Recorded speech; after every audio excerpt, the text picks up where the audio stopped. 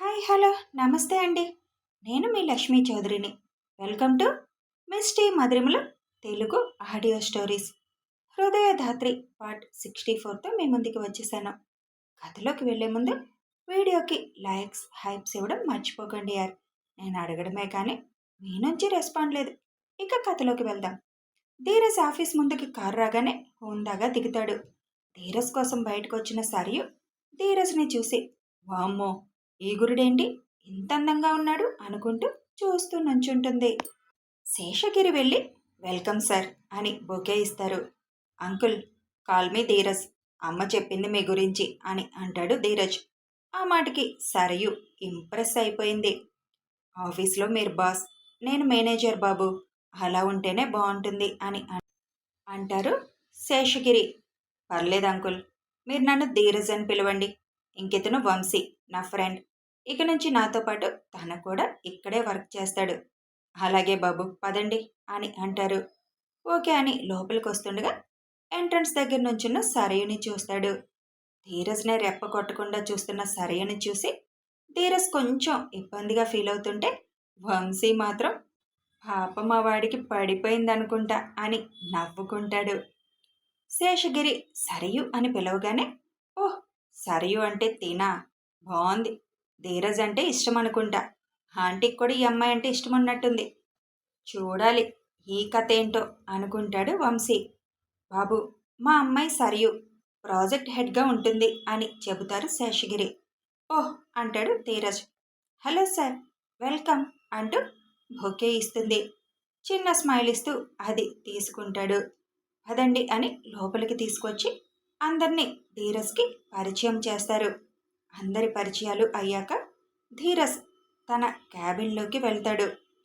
Uncle, వంశీని ఎండీగా appoint చేస్తున్నట్టుగా papers ready చేయండి అని చెబుతాడు ధీరజ్. అరే, ఎండీగా ఎందుకు? నేను మామూలుగా వర్క్ చూసుకుంటాను అంతే అంటాడు వంశీ.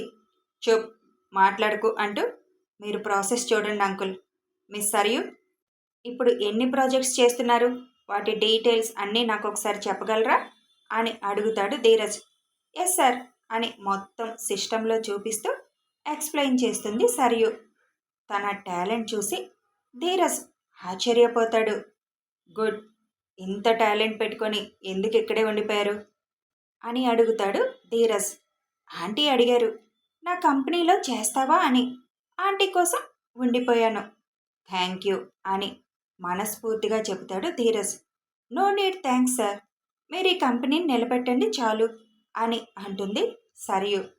వంశీ ఆ క్షణం అనుకుంటాడు, ధీరజ్ ప్రేమించే అమ్మాయి అటు ఇటు అయినా సరియు వాడికి మందవుతుందేమో అని. తన మీద ఒక గుడ్ ఒపీనియన్ వచ్చింది వంశీకి.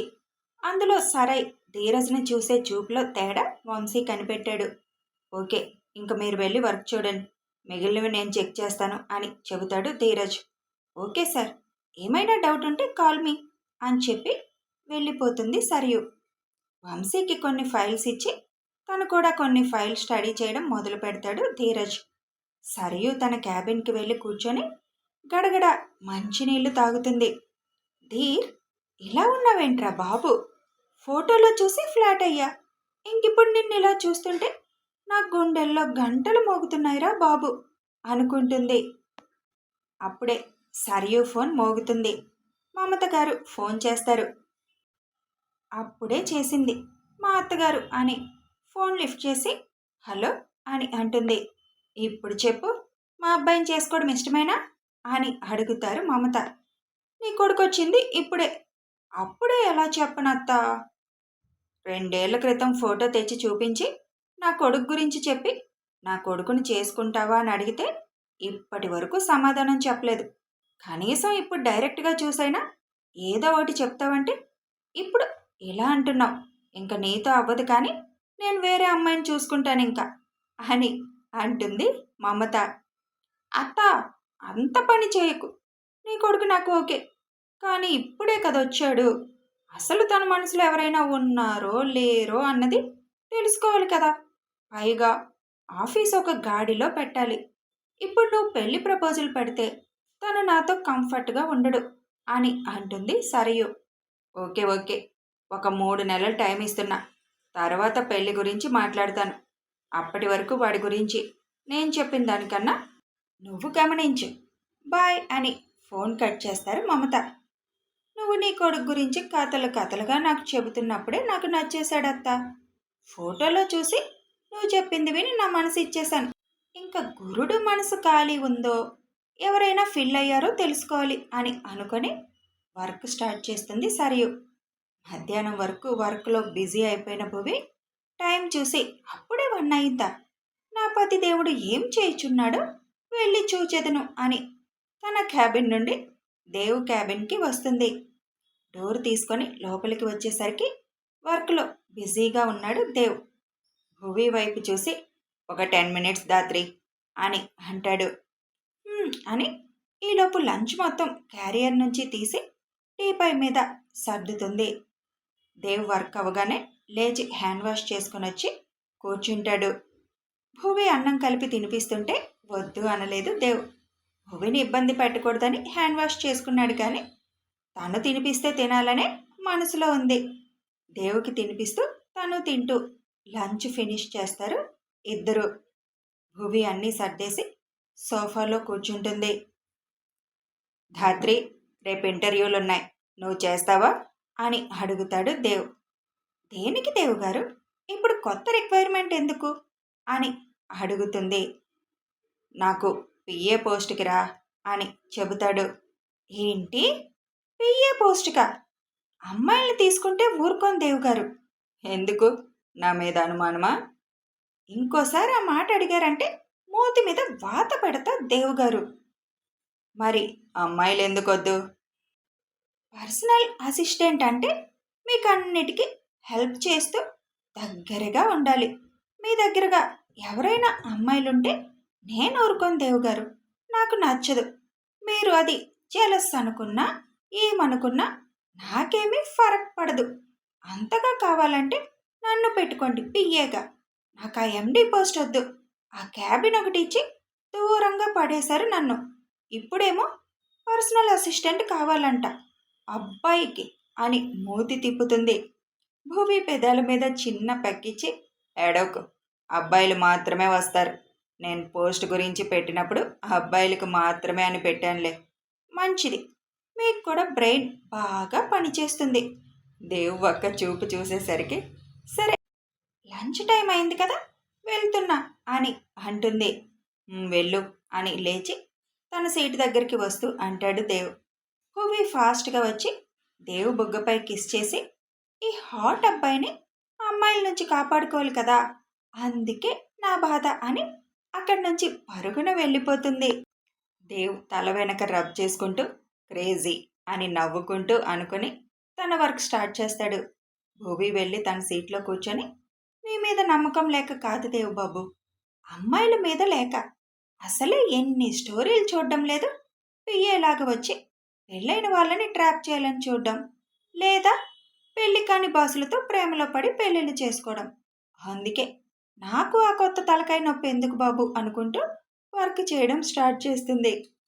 ఇంక పదరా, ఒక్కరోజే అన్నీ చేసినా బుర్ర పాడవుతుంది అని అంటాడు ధీరజ్. ఇంకా 5 కదా అయ్యింది, ఇంకో గంట చూడు అని అంటాడు వంశీ. వద్దురా బాబు, చాలు. కంపెనీ గాడిలో పడాలంటే ముందు మంచి పెద్ద ప్రాజెక్ట్ కొట్టాలి అని అంటాడు ధీరజ్. అది నిజమే, ముందు ఆ పని చూడు అంటాడు వంశీ. రేపు మాట్లాడాలి, ప్రజెంట్ ఏం టెండర్లున్నాయో అని ఆలోచనలో పడతాడు ధీరజ్.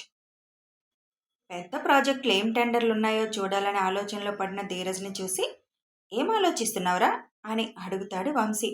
ఏం లేదని పద అని లేస్తుండగా అక్కడికి సరియు వస్తుంది. సార్, మీతో ఒక 10 నిమిషాలు మాట్లాడొచ్చా అని అడుగుతుంది. ఎస్ మిస్ సరియు అని అంటాడు. మిస్సెస్ ధీరజ్ అనిపించుకోవాలని చూస్తుంటే నువ్వేంటి బాబు మిస్ అంటావు అని అనుకొని, సార్ సరియు అని అనండి, ప్రతిసారి మిస్ వాడక్కర్లేదు అని నవ్వుతూ చెబుతుంది. ఓకే చెప్పండి అని అంటాడు ధీరజ్. సార్, 3 డేస్లో ఒక ప్రాజెక్ట్కి సంబంధించిన టెండర్ ఉంది. నేను చేయలేక దానికి టెండర్ వేయాలి అని అనుకోలేదు. కానీ ఇప్పుడు మీరు వచ్చారు కాబట్టి వేస్తే బాగుంటుంది. దానివల్ల మనకి ప్రాఫిట్తో పాటు గుడ్ విల్ కూడా పెరుగుతుంది అని చెబుతుంది సరియు. ఓకే సరియు, వేద్దాం. దానికి సంబంధించిన డీటెయిల్స్ నాకు ఒకసారి ఇవ్వండి, నేను స్టడీ చేస్తాను. ఇదిగోండి సార్, ఇదే దానికి సంబంధించిన ఫైల్. మీరు చూడండి సార్. ఎలాగూ దీనికి ఆర్‌డి ఇండస్ట్రీస్ దేవ్ గారు పోటీకి రారు కాబట్టి మనం ఒకసారి ట్రై చేస్తే మనకి వస్తుంది సార్. ఎందుకు దేవ్ గారు రారు అని అడుగుతాడు ధీరజ్. దేవ్ గారికి ఇప్పుడు చేతి నిండా ప్రాజెక్టులున్నాయి సార్. ఇంకా ఆయన కొన్ని ప్రిన్సిపల్స్ పాటిస్తారు సార్. చిన్న చిన్న ప్రాజెక్టులకి పోటీ రారు. అందరికీ అవకాశం ఇవ్వాలి కదా అని అంటారు. అండ్ దీనికి ఎందుకు రారంటే ఆయనకి ఒక ప్రాజెక్ట్ వచ్చాక పక్క వాళ్ళకి అవకాశం ఇవ్వాలని నెక్స్ట్ వేసే టెండర్కి ఆయన రారు. సో మొన్ననే ఒక పెద్ద ప్రాజెక్ట్ వచ్చింది ఆయనకు. అందుకే దీనికి ఆయన టెండర్ వేరు సార్ అని అంటుంది సరియు. వావ్, ఆయన ఆలోచన బాగుంది అని అంటాడు వంశీ. ఎస్ సార్, అతని ఎంప్లాయీస్ విషయంలో కూడా చాలా స్ట్రిక్ట్గా ఉంటాడు. అదే టైంలో వాళ్ళకు అన్ని ఫెసిలిటీస్ ఉండేలా చూస్తారు. అయితే మనం ఈ టెండర్ వేస్తున్నాం సరియు, రేపంతా ఈ పని మీదే ఉందాం అని అంటాడు ధీరజ్. ఓకే సార్ అని సరియు వెళ్ళిపోతుంది. దేవ్ కొంచెం డిఫరెంట్గా ఉన్నాడు, అతని వే ఆఫ్ థింకింగ్ బాగుంది అని అంటాడు వంశీ. పద ఇంకా అని అంటాడు ధీరజ్. ఇప్పుడు అంత తొందరగా వెళ్ళి ఏం చేయాలరా అడుగుతాడు వంశీ. నా ప్రేమని వెతకాలి కదా అని అంటాడు ధీరజ్. ఎక్కడని వెతుకుతావురా, వాళ్ళొచ్చాక అడగొచ్చు కదా అని అంటాడు వంశీ. వాళ్ళు ఉన్న ఏరియా దగ్గరలో ఊరికే అలా రోడ్డు మీద ఒక రౌండ్ వేద్దాం. ఇప్పుడు అందరూ ఆఫీస్ నుంచి ఇంటికి వెళ్ళే టైం కదా, ఏమన్నా కనిపించే అవకాశం ఉంటుంది కదా అని అంటాడు ధీరజ్. అరే, నీ పిచ్చిలో ఒక లాజిక్ ఆలోచించు. తాను ఇక్కడే జాబ్ చేస్తుందని ఏంటి నమ్మకం? ఏ హైదరాబాదులోనో ఇంకెక్కడో చేస్తుందేమో అని ఎందుకు ఆలోచించు? అందుకే ఇల్లు ఖాళీ చేశారేమో అని ఆలోచించు అని అంటాడు వంశీ. అది కాదు వంశీ. అరే, కొంచెం ఒక కంపెనీకి బాస్లాగా ఆలోచించరా అని అంటాడు. సర్లే, వాళ్ళు వచ్చిందాకా వెయిట్ చేస్తానని ఇంటికి స్టార్ట్ అవుతాడు ధీరజ్. కారు డ్రైవ్ చేస్తున్న ధాత్రితో, ధాత్రి, ఇంక నువ్వు డ్రైవ్ చేసుకొని ఎక్కడికైనా వెళ్ళొచ్చు, పర్ఫెక్ట్గా వచ్చేసింది డ్రైవింగ్ అంటాడు దేవ్. నిజమా దేవ్ గారు? అయితే మీకు గురుదక్షిణ ఇవ్వాల్సిందే అని అంటుంది భువి. ఇంటి పోర్టికోలో కారు ఆపగానే, నీ గురుదక్షిణ నాకేం అవసరం లేదులే అని కారు దిగుతూ అంటాడు. అయ్యో, మీరు గురుదక్షిణ వద్దు అన్నా నేను ఇచ్చి తీరాలి దేవ్ గారు అంటుంది దేవ్ వెనక రూమ్లోకి వస్తూ. దేవ్ ఒక్కసారిగా భువిని నడుం పట్టి దగ్గరికి లాక్కొని, ఏమిస్తావు గురుదక్షిణ అని భువి కళ్ళల్లోకి చూస్తూ అడుగుతాడు. ఈసారి మీ చాయిస్నే, మీకేం కావాలంటే అది దేవ్ చూపుల్లో చూపు కలుపుతూ చెబుతుంది. ఆహా, నేనేం అడిగినా ఇస్తావా అని హస్కీ వాయిస్తో అల్లరి చూపులతో అడుగుతాడు దేవ్. ఏం అడిగినా ఇస్తాను అని అదే కాన్ఫిడెంట్తో చెబుతుంది భువి. అయితే పద, నాకు స్నానం చేయిద్దువు అని అడుగుతాడు దేవ్. సరే అని వెంటనే ఏంటి అని చిన్న సైజు కేక వేస్తుంది భువి. కథ కొనసాగుతుంది. పాప మరి చాలా కాన్ఫిడెంట్తో చెప్పింది, ఇప్పుడు ఏం చేస్తుందో చూడాలి. చూడాలంటే ఫాలో అయిపోండి. వీడియో నచ్చితే ఒక లైక్ చేయండి, మీ ఫ్రెండ్స్కి షేర్ చేయండి, కామెంట్స్ రూపంలో మీ అభిప్రాయం తెలియచేయండి. సబ్స్క్రైబ్ చేసుకొని ఛానల్ని సపోర్ట్ చేయండి. Thanks for watching and listening.